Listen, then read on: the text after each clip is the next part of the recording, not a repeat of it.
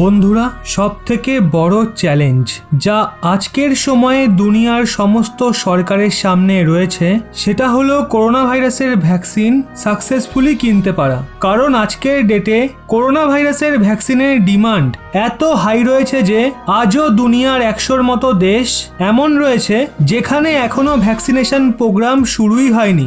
আর ওই দেশগুলো পাকিস্তানের মতো WHO কোভ্যাক্স চ্যারিটি প্রোগ্রামের থেকে ফ্রিতে ভ্যাকসিন পাওয়ার অপেক্ষা করছে।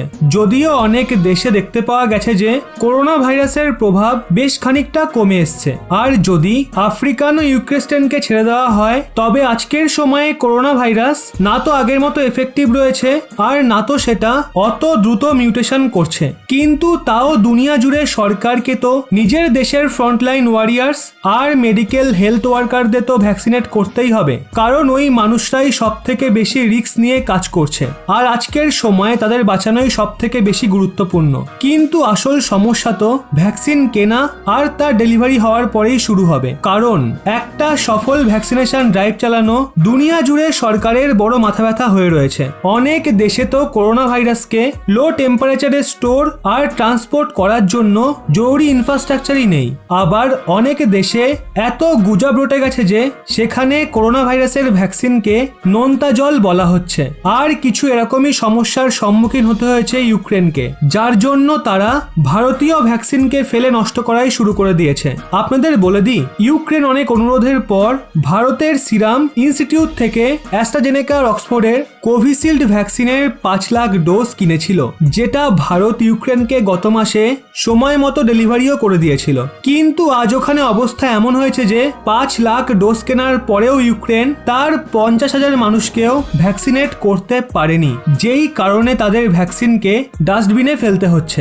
আসলে Hindustan Times, beyond world is one, Yahoo news এবং আরো বড় বড় মিডিয়া হাউসের তরফ থেকে এই মিডিয়া রিপোর্ট সামনে বেরিয়ে আসছে যে ভ্যাকসিনেশন প্রোগ্রাম শুরু করার পর ইউক্রেনের অনেক ফ্রন্টলাইন মেডিকেল ওয়ার্কার্স এবং লোকাল ডক্টরস ভ্যাকসিন লাগাতে নিষেধ করছে, যেই কারণে ইউক্রেনের মেডিকেল অথরিটিকে ভ্যাকসিনগুলো ফেলে নষ্ট করতে হচ্ছে।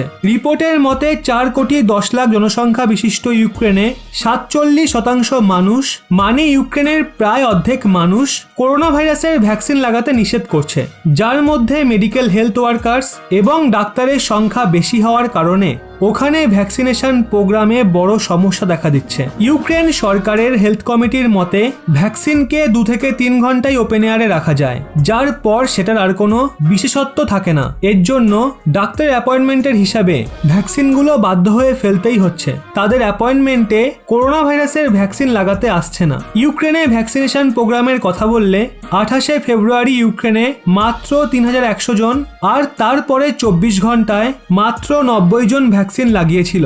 এর জন্য করোনা ভাইরাসের ভ্যাকসিন পুরোপুরি সেফ আর তার কোনো সাইড এফেক্ট নেই, এটা ইউক্রেনের মানুষদের বোঝানো ওখানকার অথরিটির জন্য বড় সমস্যা হয়ে দাঁড়াচ্ছে।